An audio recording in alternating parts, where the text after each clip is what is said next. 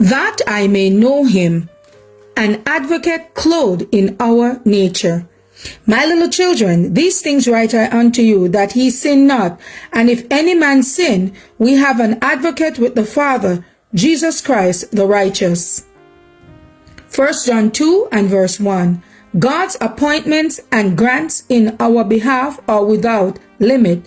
The throne of grace itself is occupied by one who permits us to call him Father. He has placed at his altar an advocate clothed in our nature as our intercessor. Christ's office work is to introduce us to God as his sons and daughters. He intercedes in behalf of those who receive him with his own blood. He has paid their ransom. By virtue of his merits, he gives them power to become members of the royal family, children of the heavenly King, and the Father demonstrates his infinite love for Christ by receiving and welcoming Christ's friends as his friends.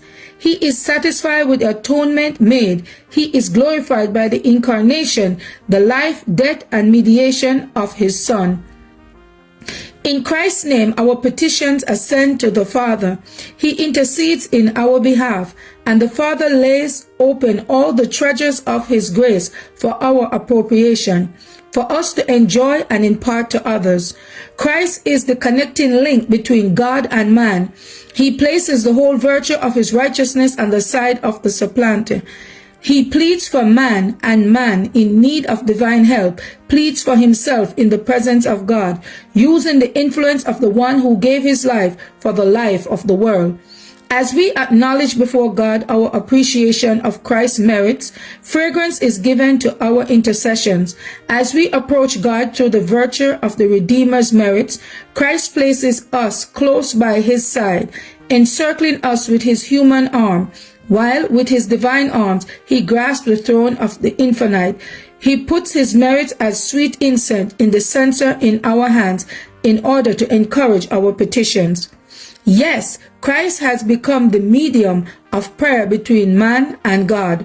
He has also become the medium of blessing between God and man. That I may know him. March 11th. As for me and my house, we will serve the Lord.